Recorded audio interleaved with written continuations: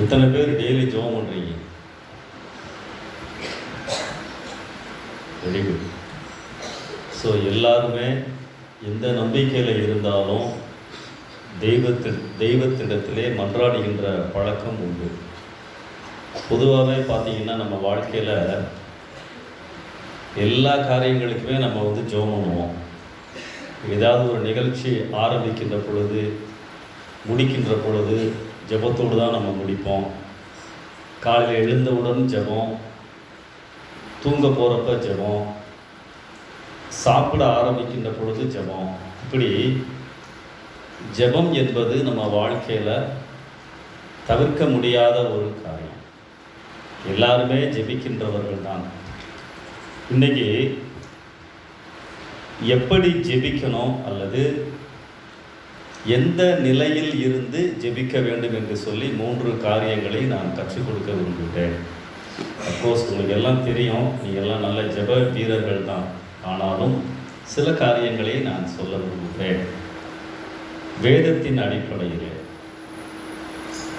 முதலாவது காரியம் வாசிங்க. சங்கீதம் 66:18.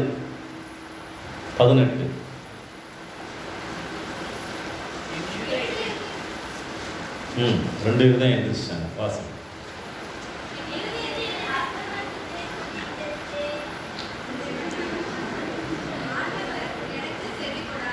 ஸ்டார்டிங்கே பிரச்சனையாயிடுச்சு.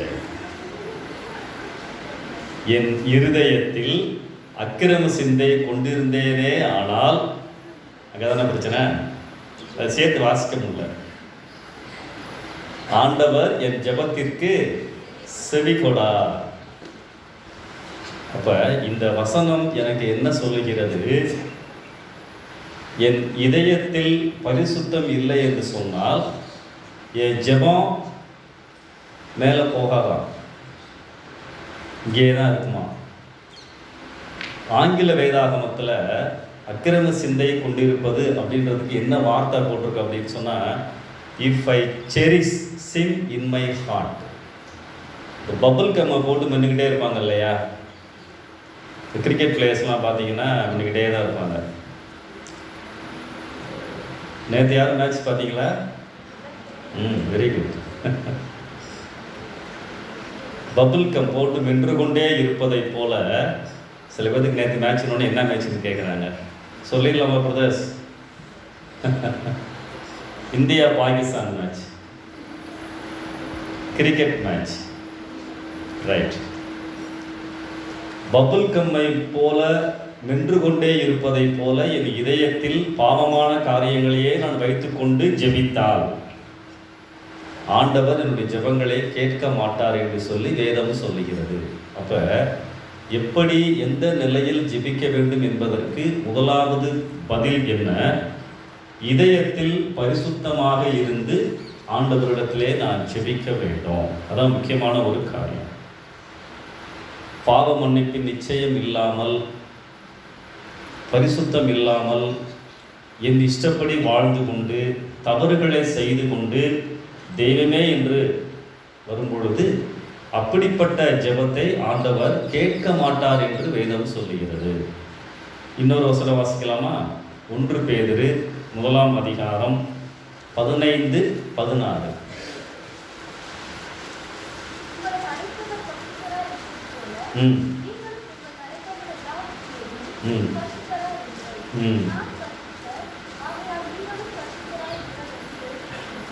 ஒன்று பேதுரு 1:15-16. உங்கள் நடக்கைகள் சிலவற்றிலும் போட்டிருக்கா, எல்லாவற்றிலும் போட்டிருக்கா? In every attitude, every action of my life, என் வாழ்க்கையின் எல்லா நடவடிக்கைகளிலும் நான் சுத்தமாக பரிசுத்தமாக இருக்க வேண்டும் என்று சொல்லி ஆண்டவர் உணர்த்துகிறார். அப்போ நம்ம வாழ்க்கையில் பரிசுத்தமாக இருந்து நான் ஜெபிக்கின்ற பொழுது அந்த ஜெபத்தை ஆண்டவர் கேட்பார். 2வது காரியம் வாசிய மத்தேயு 21:22. மத்தேயு 21:22. வாசிய. ஆமென். நீங்கள் விசுவாசம் உள்ளவர்களாய் ஜெபத்திலே எவைகளையெல்லாம் கேட்பீர்களோ பெற்றுக்கொள்வீர்கள். அல்லேலூயா. அப்போ ஜெபிக்கும் பொழுதே நம்மளுக்குள்ள ஒரு நம்பிக்கை இருக்கணும். நான் ஆண்டவரிடத்திலே கேட்பதை அவர் எனக்கு கொடுப்பார். ஆண்டவர் கொடுத்தாலும் கொடுப்பார் அப்படின்னு சொல்லி நான் நினைக்கக்கூடாது. ஆண்டவர் கண்டிப்பாக அப்படிப்பட்ட ஜெபத்தை ஆண்டவர் அங்கீகரிப்பார். மத்தேயு 9ஆம் அதிகாரம் வாசிக்க வேண்டாம். மத்தேயு 9ஆம் அதிகாரம் 27 முதல் 29 வசனங்களில் 2 குருடர்கள் இயேசுவை வந்து சந்திப்பார்கள். ஆண்டவரே, நாங்கள் பார்வை அடைய வேண்டும் என்று சொல்லி ஜெபிப்பார்கள். அப்போ அவங்கள்ட்ட ஆண்டவர் என்ன கேட்பாரு? நான் உங்களை சுகப்படுத்துவதற்கு எனக்கு வல்லமை உண்டு என்று நீங்கள் நம்புகிறீர்களா? பார்த்தீங்களா? அப்போ ஆண்டவர் எதிர்பார்க்கின்ற காரியம் என்ன? என் பிள்ளைகள் என்னை நம்ப வேண்டும். அவங்க சொல்லுவாங்க, ஆமாம் ஆண்டவரே, விசுவாசிக்கிறோம். அப்போ ஆண்டவர் சொல்வார், உங்களுடைய விசுவாசத்தின்படி உங்களுக்கு ஆக கடவுது. அப்போ ஜெபிக்கின்ற பொழுது ஆண்டவரை நான் நம்ப வேண்டும். ஒரு சின்ன தம்பி அப்பாட்ட வந்து, அப்பா எனக்கு ஒரு பொம்மை வாங்கி கொடுங்கன்னு கேட்குறான். வாங்கி தரேன்னு சொல்கிறாரு.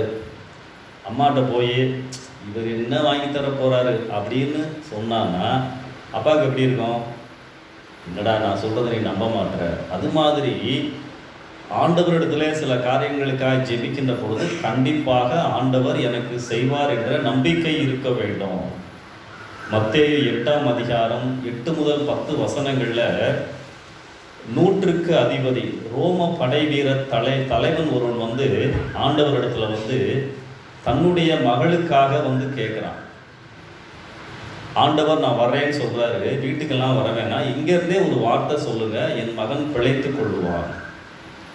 அப்போ அந்த விசுவாசத்தை பார்த்து ஆண்டவர் ஆச்சரியப்படுகிறார். இந்த அளவுக்கு நீ நம்புறியா அப்படின்னு சொல்லி. அதே மாதிரி மத்தேயு 9ஆம் அதிகாரம் 2ஆம் வசனம் யாராவது வாசிங்க.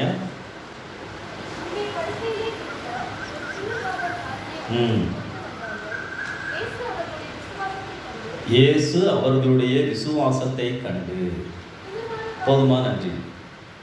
4 பேர் தூக்கிட்டு வர்றாங்க. அது மார்க்கு 2ஆம் அதிகாரத்திலையும் நம்ம அதை பார்க்க முடியும். அப்போ விசுவாசத்தை ஆண்டவர் பார்க்கிறார். நான் ஜெபிக்கின்ற பொழுது என் இதயத்தை பார்க்கிற ஆண்டவர், நான் முதலாவது ஜெபிக்கும் பொழுது இதயத்திலே பரிசுத்தம் இருக்கிறதா என்று பார்க்கிறார். 2வது என்ன பார்க்கிறாரு? நம்புகிறானா என்று சொல்லி பார்க்கின்றார். அதான் முக்கியமான ஒரு காரியம். விசுவாசம் இல்லை என்று சொன்னால் ஆண்டவர் நம்முடைய வாழ்க்கையிலே கிரியை செய்ய முடியாது என்று சொல்லி வேதம் சொல்லுகிறது. பிரதர்ஸ் வாசிங்க. மத்தேயு 13:58. மத்தேயு 13:58.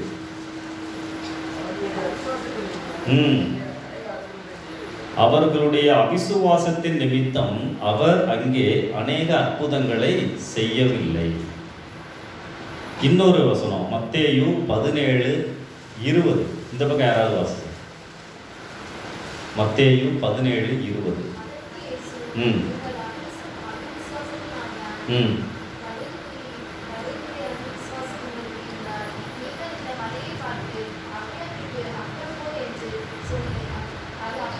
அப்புறம் போகும். Very good. கடுகு அளவு விசுவாசம் இருந்தால் போதுன்றார். கடுகு விதை அளவு. அப்போ ஆண்டவர் நம்முடைய வாழ்க்கையில எதிர்பார்க்கின்ற காரியம் என்ன? நான் என்ன ஆண்டவரிடத்திலே கேட்கிறேனோ அதை ஆண்டவர் தருவார் என்ற நிச்சயம் எனக்கு இருக்க வேண்டும். அதான் முக்கியமான ஒரு காரியம். எபிரேயர் 11:6. விசுவாசம் இல்லாமல் தேவனுக்கு பிரியமாய் இருப்பது கூடாத காரியம். அப்போ விசுவாசத்தை குறித்து நிறைய காரியங்களை நாம் பார்க்கின்றோம். சரி, 3வது காரியம், பரிசுத்த நிலையிலிருந்து நாம் ஜெபிக்க வேண்டும். விசுவாசத்தில் நிலைத்திருந்து நான் ஜெபிக்க வேண்டும். 3வது காரியம் என்ன? சிறந்த காரியங்களை கேட்டு ஜெபிக்க வேண்டும். அது என்ன சிறந்த காரியங்கள்? ஒரு கற்பனை கதை சொல்லுகிறேன். ஒரு வாலிப பெண், அவளுக்கு எப்படியாவது கடவுளை நேரில் பார்க்கணும்னு ஆசை. பயங்கர போராட்டத்துக்கு பிறகு கடவுள் அவ முன்னாடி வந்து நிற்கிறார். அவளுக்கு ரொம்ப சந்தோஷம். நீ ரொம்ப நாளாக என்னை பார்க்கணும்னு நினச்சிக்கிட்டு இருந்த, நான் வந்துட்டேன், உனக்கு என்ன வேணும் கேளு அப்படின்னு சொல்லி கேட்குறாரு. அப்போ அந்த பெண் என்ன சொல்கிறா, நான் என்ன கேட்க போகிறேன், நான் ரொம்ப அழகாக இருக்கணும், அதான் என்னுடைய ஆசை அப்படின்னு கேட்குறா. எல்லாரையும் காட்டிலும் நான் ரொம்ப அழகாக இருக்கணும். ஆண்டவர் சொல்கிறாரு, சரிம்மா நான் உங்களுக்கு அழகை கொடுக்குறேன் அப்படின்னு சொல்லி அழகாக இருக்கிறதற்கு ஆண்டவர் அவளை அழகுள்ளவளாக மாற்றி விடுகிறார். ஆண்டவர் சொல்கிறாரு, 6 மாதம் கழித்து நம்ம மறுபடியும் சந்திப்போம் அப்படின்ட்டு போயிட்டார். அந்த பெண் போயிட்டா, 6 மாதம் ஆயிடுச்சு. ஆண்டவரும் அவளும் மறுபடியும் சந்திக்கிறாங்க. என்னம்மா எப்படி இருக்கன்னு கேட்குறாரு. அதை போங்க ஆண்டவரே, எல்லாரும் என்னுடைய அழகைத்தான் விரும்புகிறாங்களே ஒழிய என்னுடைய உண்மையான மனதை அன்பை யாரும் தெரிஞ்சுக்கிறது இல்லை. இந்த அழகுனால எனக்கு நிம்மதி போயிருச்சு. யாருமே உண்மையாக என்னைய நேசிக்கலை, அழகைத்தான் பார்க்குறாங்க. இந்த அழகு எனக்கு வேணாம் அப்படின்னு சொல்கிறார். சரிம்மா வேற அவனுக்கு என்ன வேணும், எனக்கு நிறைய பணம் கொடுங்க. ஆண்டவர் நிறைய பெட்டி பெட்டியாக பணம் கொடுத்துட்டு போயிட்டாரு. மறுபடியும் சொல்கிறாரு, 6 மாதம் கழித்து நம்ம சந்திக்கலாம். அந்த பெண் 6 மாதம் கழித்து மறுபடியும் கடவுளை சந்திக்கிறார். என்னம்மா நல்லா இருக்கியா? எங்க ஆண்டவரே, வாழ்க்கையில் இந்த பணத்தை பாதுகாக்கிறதே பெரும்பாடாக இருக்குது, நிம்மதியே கிடையாது. எல்லா பேரும் என்னைய திடீர் பணக்காரின்னு சொல்லி ஒரு மாதிரி சந்தேகத்தோடு பார்க்குறாங்க. என்கிட்ட பழகிறதே பணத்துக்காக பழகுறாங்க. இந்த பணம் எனக்கு வேணாம். சரிம்மா வேற என்ன எனக்கு வேணும்? எனக்கு பதவி, புகழ், அந்தஸ்து, அங்கீகாரம், எல்லாரும் என்னைய பார்த்து புகழ வேண்டும். அப்படிப்பட்ட ஒரு நிலைமையை எனக்கு கொண்டு தாங்க. சரி, கடவுள் அதையும் கொடுத்துட்டாரு. மறுபடியும் என்ன சொல்கிறாரு, 6 மாதம் கழித்து சந்திப்போம் அப்படின்றாரு. அதே மாதிரி அந்த பெண்ணும் கடவுளும் 6 மாதம் கழித்து சந்திக்கிறாங்க. என்னம்மா இப்படி இருக்க மறுபடியும் ஆண்டவர் கேட்குறாரு. அப்போ அந்த பெண் சொல்கிறா, வேணாயா, ஒரே பயமாக இருக்குது, கூட இருக்கவங்களாம் என்னை கவுத்து விட்ருவாங்க போல் இருக்கு, ஒருத்தன் கூட உண்மையாக இல்லை, பின்னாடி இருந்தே குழி தோன்ற ஆட்கள் தான் நிறையா இருக்கிறாங்க, இந்த பதவியும் வேணாம் புகழும் வேணாம் அப்படின்றான். அப்போ ஆண்டவர் கேட்குறாரு, சரிம்மா வேற உனக்கு என்ன வேணும் அப்படின்னு கேட்குறாரு. அழகு வேணான்னாச்சு, பணம் வேணான்னு சொல்லியாச்சு, பதவி, புகழ், அந்தஸ்து அதுவும் வேணான்னு சொல்லிட்டான். ஆண்டவர் கேட்குறாரு, இப்போ உனக்கு என்ன வேணும்? அப்போ அவ சொல்கிறா, எனக்கு என்ன வேண்டும், என்ன கேட்கணுன்னே தெரியல ஆண்டவரே, எனக்கு எது கொடுத்தால் நல்லா இருக்குமோ அதை நீங்களே கொடுங்க. எனக்கு என்ன கொடுத்தா சூட்டபுளாக இருக்குமோ, ஆபத்து இல்லாமல் இருக்குமோ அதையே எனக்கு கொடுங்க, எனக்கு என்ன கேட்கணும்னு தெரியலை. அப்போ ஆண்டவர் சொன்னாரா, இப்போதான் நீ சரியான இடத்துக்கு நீ வந்திருக்கிற. உனக்கு எது இருந்தால் எதை கொடுத்தா நல்லா இருக்குன்னு சொல்லி உன்னை படைத்த எனக்கு நன்றாக தெரியும். ஸோ சிறந்த ஜெபம் என்றால் இதுதான். அநேக சமயங்களில் நாம் ஆண்டவரிடத்திலே ஜெபிக்க போகும் பொழுது இந்த மளிகை கடைக்கு போகிறப்ப லிஸ்ட்டு கொண்டு போகிறது மாதிரி ஒரு லிஸ்ட்டை வச்சுட்டு நம்ம ஜெபம் பண்ணுறோம். தப்பு இல்லை, அப்படித்தானே? அந்த உரையை எனக்கு அதை செய்யும் இதை செய்யும் சொல்லி அநேக காரியங்களை நாம் கேட்கின்றோம். ஆனால் ஆண்டவர் என்ன சொல்கிறாரு, உன் வாயில் சொல் பிறவாவதற்கு முன்னே, நீ ஓப்பன் பண்ணி சொல்கிறதுக்கு முன்னமே உன் இதயத்தில் இருக்கிற உன் தேவைகள் எனக்கு தெரியும். உனக்கு எதை கொடுத்தா நல்லா இருக்குன்னு சொல்லி எனக்கு தெரியாதா? அப்போ ஆண்டவர்கிட்ட நம்ம என்ன ஜெபம் பண்ணணும்? ஆண்டவரே, just I come to you, உம்மிடத்தில் வந்திருக்கிற ஆண்டவரே, எனக்கு என்ன தேவையோ அதை நீங்கள் கொடுங்கள். என் விருப்பம் அல்ல ஆண்டவரே, உங்களுடைய விருப்பத்தின்படி கொடுங்கள். சரி, அப்போ நீங்கள் ஒரு கேள்வி கேட்கலாம், அப்படின்னா ஆண்டவர்கிட்ட ஜெபமே பண்ணக்கூடாதா, கேட்கவே கூடாதா? அப்படி இல்லை. அவர் நமக்கு கொடுத்திருக்கிற வாழ்க்கையில் நாம் ஒழுங்காக நடந்து கொள்ளும் பொழுது, கரெக்டாக இருக்கும் பொழுது, நம்முடைய கடமைகளை நாம் சரியாக செய்கின்ற பொழுது, நம்முடைய தேவைகளை நாம் அவரிடத்திலே ஞாபகப்படுத்த தேவையில்லை. கரெக்டாக கொண்டு கொடுப்பார். நீ சரியாய் இருக்கும் பொழுது, பரிசுத்தமாய் இருக்கும் பொழுது, நம்பி வாழ்கின்ற பொழுது ஆண்டவர் என் தேவைகளை கொண்டு போடுவார். நம்ம கடமையை நம்ம செய்துக்கிட்டே இருக்கணும். அதில் ஏதாவது பிரச்சனை, தவறுகள், தீய எண்ணங்கள் இருந்தால் யோசித்து பார்க்க வேண்டும். ஒரு லிஸ்ட் போட்டு கேட்கணும்னு அவசியம் இல்லை. ஏற்ற வேளையில் அவர் நம்முடைய வாழ்க்கையிலே தேவைகளை கொடுப்பதற்கு வல்லவராக இருக்கிறார். அதான் முக்கியமான ஒரு காரியம். இந்த கதை எப்படி முடியும் தெரியுமா? ஆண்டவர் சொல்லுவார், கடவுள் அந்த பெண்ணிட்ட சொல்லுவார், இதுவரை நீ கேட்டதெல்லாம் குறைவான விஷயங்களைத்தான் கேட்டாய், இப்பொழுதுதான் நிறைவான காரியத்தை நான் உனக்கு கொடுக்கிறேன். ஆண்டவருடைய நிறைவான அன்பு எனக்கு இருக்கின்ற பொழுது அதை காட்டிலும் பெரிய காரியங்கள் ஒன்றுமில்லை. ஒரு வசனம் வாசிங்களேன். ரோமர் 8ஆம் அதிகாரம் 32வது வசனம். ரோமர் 8ஆம் அதிகாரம் 32.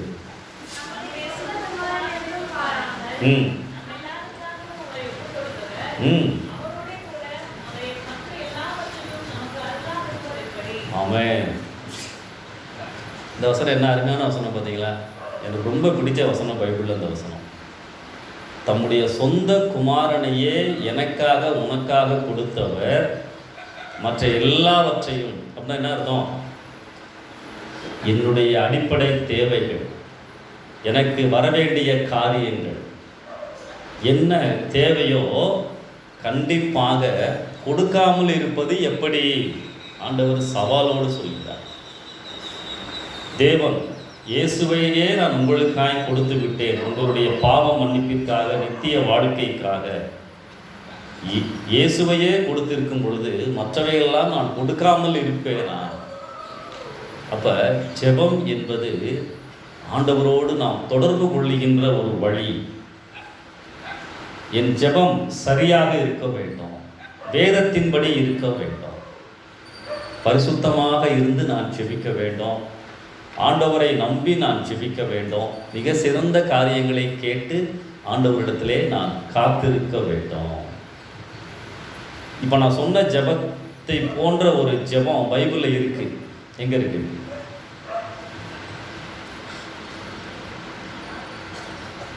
சொல்லுங்க, கேட்கலாமா? யாபேஸா?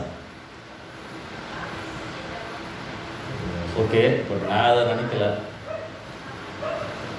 சங்கீதத்தில் இருக்கு.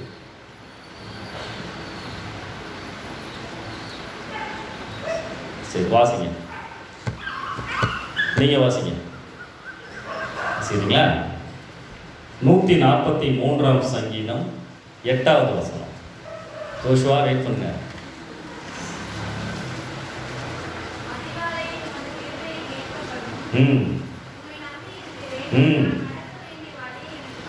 போதுமா? நன்றி. நடக்க வேண்டிய வழியை காண்பியும். 10ஆம் வசனம் வாசிங்க. 11ஆம் வசனம். உயிர்ப்பியும். பார்த்தீங்களா? எப்பாவது நான் இப்படி ஜெபம் பண்ணியிருக்கேனா? ஆண்டவரே நடக்க வேண்டிய வழியை காட்டும் அப்படின்னு என்ன அர்த்தம்? என் வாழ்க்கையில் பல இடங்களில் கிராஸ் ரோட்டில் நிற்கிறேன், முக்கியமான முடிவுகள் எடுப்பதற்கு எனக்கு உதவி செய்யும். நீ சொல்ல ஆண்டவரே, அதன்படி நான் செய்கிறேன். நடக்க வேண்டிய வழியை காட்டும். சில பேர் கோர்ஸ் எல்லாம் முடிக்க போறீங்க, சந்தோஷமா இருக்கீங்க. உங்கள் எதிர்காலம், ஆண்டவரே நீர் உங்களுடைய விருப்பத்தின்படி என்னை நடத்தும். அடுத்து என்ன பார்த்தீங்களா? எனக்கு பிரியமானதை செய்ய போதித்தருள்னு போட்டிருக்கா? இல்லை. ஆண்டவரே நீர் என்ன விரும்புகிறீரோ அவைகளை நான் செய்வதற்கு எனக்கு கற்றுக் கொடுக்க வேண்டும். என்ன அருமையான ஜெபம் பார்த்தீங்களா? 3வது, ஆண்டவரே நான் அடிக்கடி காஞ்சி போயிடுறேன், ரிவைவ் மீ, என்னை உயிர்ப்பியும் ஆண்டவரே, என் ஆத்மாவில் பலப்படுத்தும் ஆண்டவரே. சில சமயம் நான் தடுமாறி விடுகிறேன், நிற்கணும், பசுமையாக நான் எப்பொழுதும் இருக்கணும் ஆண்டவரே, காய்ந்து விடக்கூடாது. என் ஆத்மாவை உயிர்ப்பியும், என்னுடைய விசுவாச வாழ்க்கையில் நான் பலனோடு இருக்க உதவி செய்யும். இந்த 3 ஜெபத்துக்கு ஆண்டவர் பதில் கொடுத்தாருன்னா உங்கள் வாழ்க்கையில் வேற என்ன வேணும் யோசிச்சு பாருங்க. That is prayer. ஸோ உங்களுடைய ஜெபங்களும் இனி வரும் நாட்களிலே இந்த விதமாக அமைய வேண்டும். பரிசுத்த நிலையில் இருந்து விசுவாசமாக மிக சிறந்த காரியங்களை கேட்டு வாழ்க்கையில் எப்பொழுதும் போல நான் என் கடமைகளை செய்து கொண்டே இருக்க வேண்டும்.